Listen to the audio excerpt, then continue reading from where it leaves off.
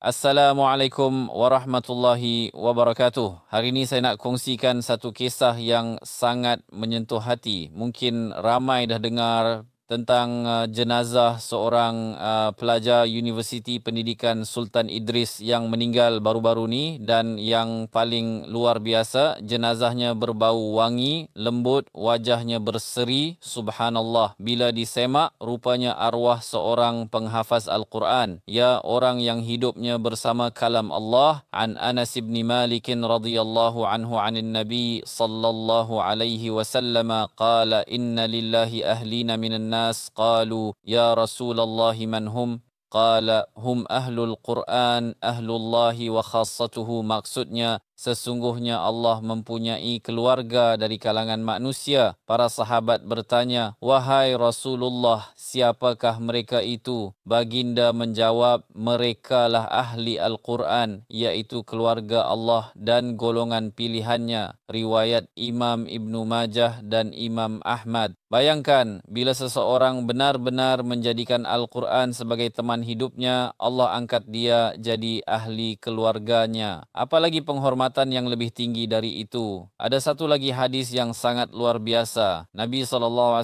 bersabda, akan dikatakan kepada pembaca Al-Quran, bacalah dan naiklah, tartilkanlah sebagaimana kamu tartil di dunia. Tempatmu di syurga adalah pada ayat terakhir yang kamu baca. Riwayat Abu Daud dan Al-Tirmizi sahih. Bukan saja di akhirat diberi kedudukan tinggi, bahkan di dunia pun Allah muliakan mereka, termasuk bila mereka meninggal dunia.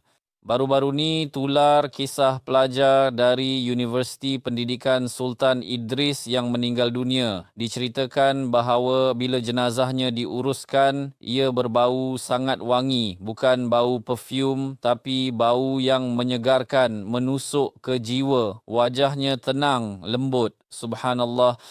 Siasat punya siasat, arwah rupa-rupanya penghafaz Al-Quran. Setiap hari dia baca Quran, ulang Quran dan ajar Al-Quran. Ini bukan rekaan. Ramai yang sahkan kisah ini berlaku. Kita percaya ini antara kemuliaan yang Allah beri pada mereka yang mencintai Al-Quran. Sahabat sekalian, mungkin kita bukanlah orang yang menghafaz keseluruhan Al-Quran, tapi kita semua masih sempat jadi sahabat Al-Quran. Baca setiap hari walau satu ayat. Hadir halaqah, ajar anak-anak walau alif bata. Semua ini insya-Allah jadi bekalan akhirat. Allah dah tunjukkan sesiapa yang hidup dengan Al-Quran, matinya juga akan dipelihara. Bahkan ada riwayat menyatakan Al-Quran itu akan jadi pembela kita di hari kiamat. Sahabat semua, kalau hari ini kita hidup jauh dari Al-Quran, ini masa untuk dekat semula. Jangan tunggu tua, jangan tunggu lapang. Moga kita semua termasuk dalam kalangan ahli Al-Quran yang disebut Nabi tadi. Keluarga Allah, orang istimewa di sisinya. Sesungguhnya Al-Quran ini memberi petunjuk ke jalan yang paling lurus. Surah Al-Isra, ayat 9. Subhanallah. Moga kita semua mati dalam keadaan mulia dan dihimpunkan bersama golongan yang dimuliakan Allah.